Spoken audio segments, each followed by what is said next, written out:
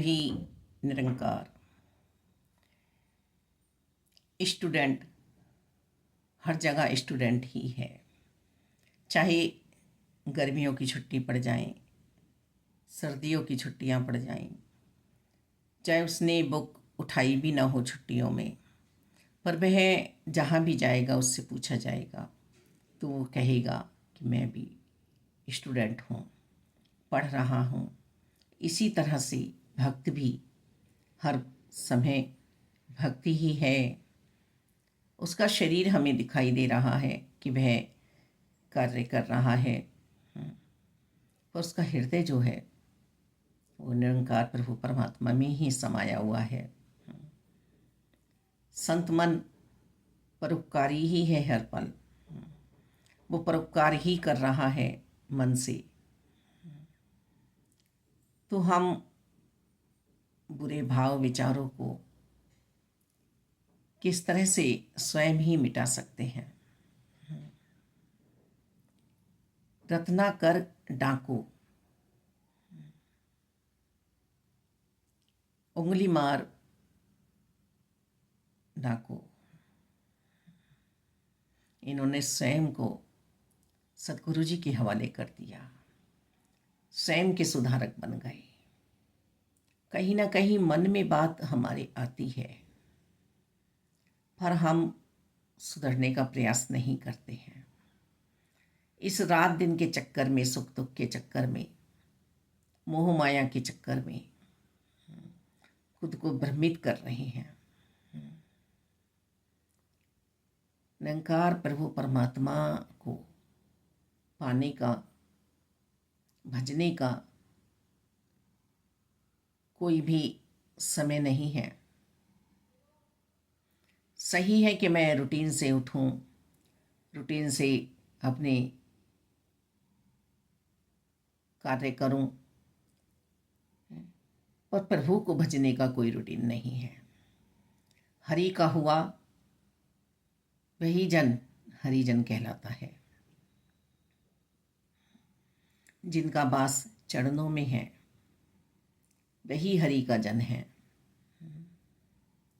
और अन्य कोई उपाधि मेरे काम आने वाली नहीं है। संत महात्मा महापुरुष कोई उपाधियां नहीं है, ये तो जीवन है। जिन्होंने जिन्होंने जिया है ये जीवन, उन्हें ही आज कहा जा रहा है संत विवेकानंद जी को। आज हम सर्वोपरि संत मान रहे हैं। आज इनके दृष्टांत हम सुनाते हैं।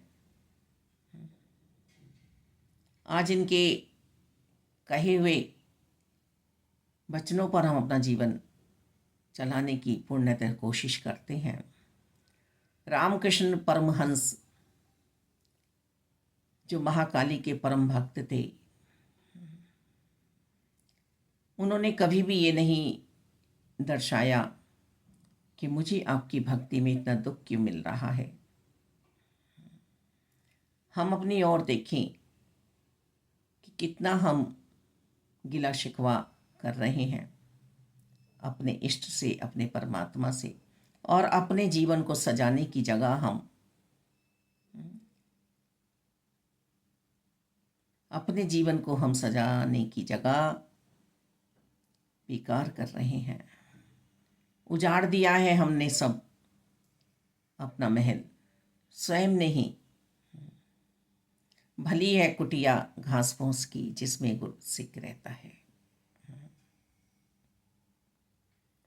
मैं ये कर लूँ, मैं वो कर लूँ। मुबारक है, पर पहले तुम सिर्फ और सिर्फ इंसान तो बन जाओ, मानवता का परिचय तो दे दो।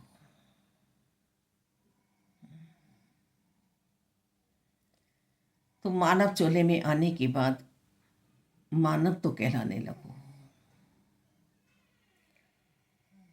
तुम्हारे मन में द्वंद्व मचा हुआ है। मिलान करो अपना, तुम रावण से मिल रहे हो या राम से मिल रहे हो, विभीषण से मिल रही हो।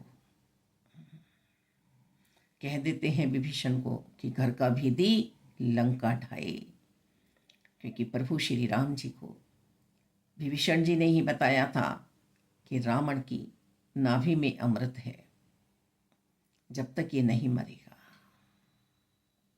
पर ये देखें कि रावण कर क्या रहा था। विभीषण जी ने राम जी की शरण ली थी। प्रभु श्री राम जी का हुआ था, यदि कुल को कलंकित करने वाला मन, बर्बाद करने वाला मन कुल में पैदा हो जाए तो हम देखते हैं कि वह सबको लजा देता है। विभीषण जी ने तो एक हमें प्रेरणा दी है, प्रेरित किया है कि हम हर हाल में प्रभु की भक्ति कर सकते हैं, प्रभु को याद कर सकते हैं। ऐसा हम कर पा रहे हैं। एक सुंदर मन हम बना पा रहे हैं अपना। झगड़े, बैर, ईर्षा, चीखे, पुकारे, क्रोध का सहारा ले रहे हैं। मरने के बाद तो मेरी चिता पे इस शरीर को जलना ही है, पर मैं तो इसे जीते जी भी जलन से बचा नहीं पा रही हूँ, बचा नहीं पा रहा हूँ। हो सके तो इस जलती बलती दुनिया अंदर मैं अपने मन को बचा लूँ। मन ही है जो मेरा वापस जाना है। मन के अंदर जो बात रह गई उसे पूरा करने के लिए मुझे जन्म लेना ही होगा। इसीलिए मन में सिर्फ और सिर्फ निरंकार प्रभु परमात्मा को बसाना है, चित चोर को बसाना है। इस मन को ही समर्पित करना है, मन पे ही काबू पाना है। मन समस्त इंद्रियों में बहुत बलवान है। मन के मते न चालिए, मन के मते अनेक। मन घोड़े की भांति भागता रहता है, इसे ही स्थिरता दिलानी है। महावत बने हम अपने मन के ऊपर चाबुक मारे, सीधी दिशा में ले जाएं इस मन को। मन ही है जो हमें कहता है कि तू नारी का अपमान कर। मन ही है जो कहता है कि पुरुष का अपमान कर। मन ही कहता है कि रिश्तों में तू मधुरता मत ला। मन ही है जो कलह कलेश मच जाता है। मन ही है जो कहता है पड़ा रहे।